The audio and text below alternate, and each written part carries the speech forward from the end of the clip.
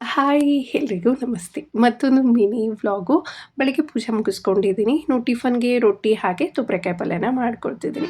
ಮಕ್ಕಳದ್ದು of day school start ಆಗಿರೋದ್ರಿಂದ ಬರೀ ಸ್ನ್ಯಾಕ್ಸ್ ಅಷ್ಟೇ. ಹಾಗಾಗಿ ಸ್ವೀಟ್ ಕಾರ್ನ್‌ನ ಬಾಯ್ಲ್ ಮಾಡ್ಕೊಳ್ಳೋಣ ಅಂತ ಹೇಳಿ ಇಲ್ಲಿ ಸ್ವೀಟ್ ಕಾರ್ನ್‌ನ ಬಾಯ್ಲಿಗೆ ಇಡ್ತಿದ್ದೀನಿ. ಇವಾಗ ನವರಾತ್ರಿ ಹಬ್ಬ ಸ್ಟಾರ್ಟ್ ಆಗಿದೆ. ದಸರಾ ಬೆಳಗ್ಗೆ ಬೇಗ ಎದ್ದು ಬನ್ನಿ ಗಿಡಕ್ಕೆ ಹೋಗಿ ಬರ್ತಾ ಇದ್ವಿ. ಈ ಹಬ್ಬ ನಾವು ಚಿಕ್ಕವರಿರೋವರೆಗೂ ಒಂದು ಮೆಮೊರೇಬಲ್ ಅಂತಲೇ ಹೇಳ್ಬೋದು. ಪುರಾಣ ನಡೆಯೋದು. ಆ ಪುರಾಣನ ಕಂಪಲ್ಸರಿ ಕೇಳಲೇಬೇಕಿತ್ತು.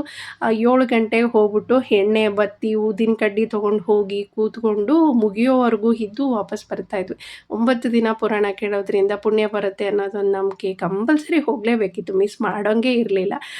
ನಾವು ಅರ್ಧದಲ್ಲಿ ಎದ್ದು ಬರ್ತೀವಿ, ಟಿವಿ ನೋಡ್ತೀವಿ ಅದೆಲ್ಲ ಇರಲಿಲ್ಲ.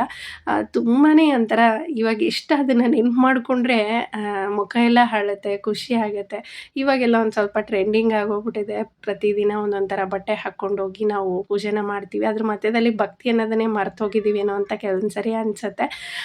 ಸೊ ನಿಜವಾಗ್ಲೂ ನಮ್ಮ ಚೈಲ್ಡ್‌ಹುಡ್ ಏನಿದೆ ಅಲ್ಲ ಅದೊಂದು ಮೆಮೊರಿ ಅಂತಲೇ ಹೇಳ್ಬೋದು. ಹಾಗೆ ಶಂಕರ ಸುವರ್ಣ ಕೇಸರಿ ನಂದನ ತೇಜ ಪ್ರತಾಪ ಮಹಾಜಗವನ್ನ ವಿದ್ಯಾವಾನ್ ಗುಣಿಯತಿ ಚಾತುರ ರಾಮ ಕಾಜ ಕಲಿಬೇಕು ಆತುರ ಅಂತ ಅದ್ಭುತವಾಗಿರುವಂಥ ಹಬ್ಬಗಳನ್ನೆಲ್ಲ ಮಿಸ್ ಮಾಡ್ಕೊಂಡು ಸುಮಾರು 10, 11 ವರ್ಷನೇ ಆಗೋಯ್ತು.